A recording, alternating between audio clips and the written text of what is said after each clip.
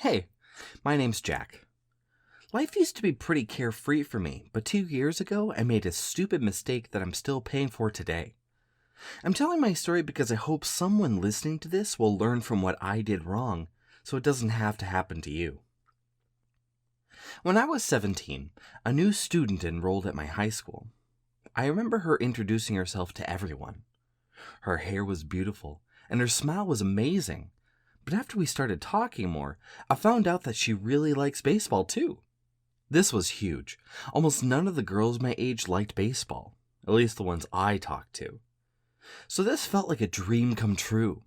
I really liked this girl, and I was starting to feel like she really liked me too, even though I've never been good at knowing how girls feel about me.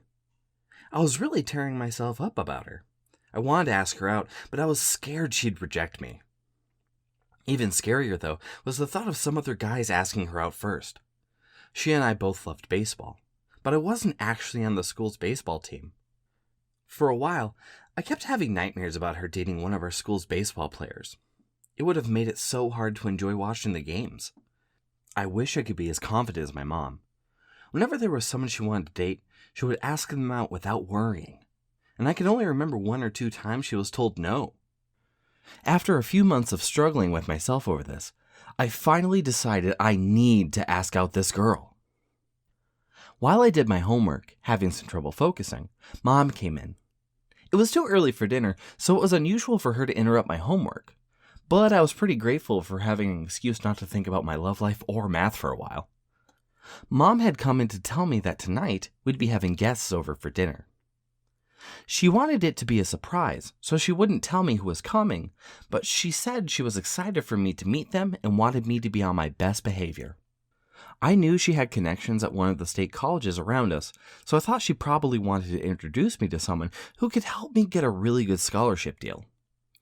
I wasn't too excited about it, since I still don't know what I want to get a degree in, but I knew it was pretty important. It wasn't someone from the college, though. Mom had invited over a man from work. She explained that they've been dating for a while now, and that they are getting pretty serious now.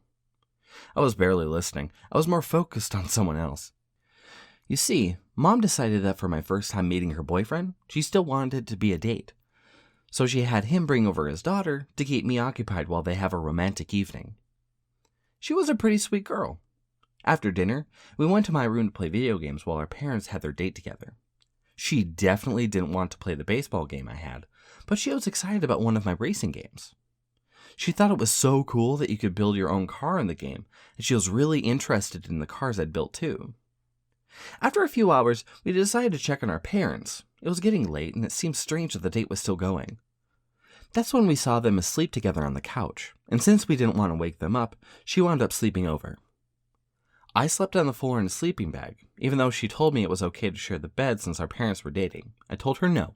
I wanted to be a gentleman.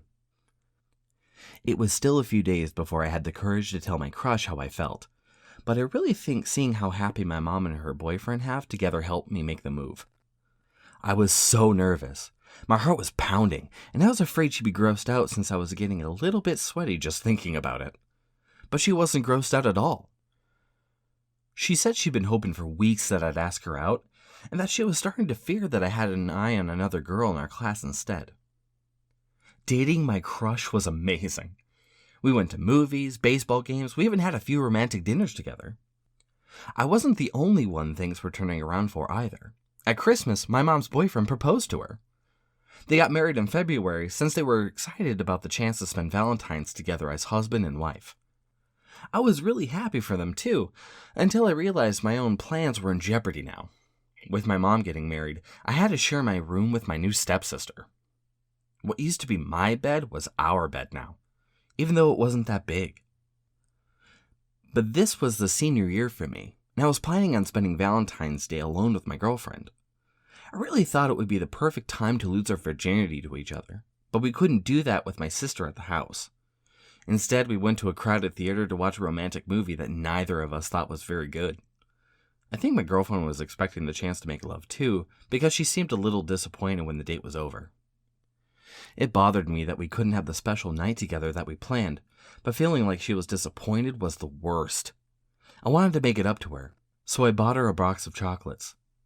My stepsister told me that chocolates alone wouldn't be enough. She said there's nothing more romantic than a duet, and since she was in choir classes, she would be happy to teach me and help me practice.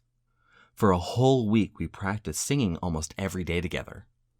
Finally, I felt confident enough to put the plan into action. My sister and I went to my girlfriend's apartment building and took the elevator up. I had the chocolate in my hand, and the only thing I was worried about was whether she'd like the duet. Suddenly, the elevator stopped. I've looked up all kinds of things since then because not a day goes by that I don't think about this moment. Elevators are really carefully designed, but every time you get on, there's a 1 in 100,000 chance that you'll get stuck. I guess that day really wasn't my lucky day. At first, my sister and I panicked. There were 2 elevators in the building, so we were scared that no one would realize one was broken until it was too late. What you're supposed to do when you're trapped like this is push the emergency button to call for help. Even though we were totally freaking out about being trapped in the elevator, it didn't take us long to realize we could just hit the call button ourselves. It didn't work. We heard their emergency phone ring, but no one picked up. At this point, we were really sure no one was coming, and we were convinced that we just weren't getting through on the emergency phone. After a while, we started to get hungry, so we sat down on the elevator floor and ate the chocolate I bought for my girlfriend. It was the only food we had with us in the elevator, and we were afraid we might starve. Laying back on the floor, I decided to get a nap. Staying awake was only making me overthink things, so I thought this would be a great way to pass the time until maybe we could be rescued. When I woke up, though, we were still stuck. It was my sister's idea at first to pick a corner to use as a bathroom. I didn't even want to think about using the bathroom in the elevator. As time went on, and we were forced to keep waiting for rescue, though, I was really starting to feel the pressure. I couldn't take it anymore. I picked a corner and started to relieve myself. I was already feeling so much better. When I looked over, I saw my sister squatting in the opposite corner. It turns out she was holding it in, too.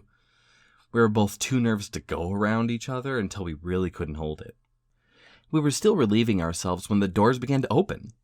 My sister and I pulled up our pants and refashioned them, but we were too late. I can only imagine what my girlfriend thought when the handyman finally got the elevator open, and the first thing she saw was the 2 of us getting our pants put back together. When I say I can only imagine, I mean I never got the chance to talk to her about it. She ran right back to her apartment and slammed the door before we had the chance. It was the worst way this trip could have gone. I knocked on my girlfriend's door until her mom told me to leave immediately. I didn't even have the chocolates to make things better.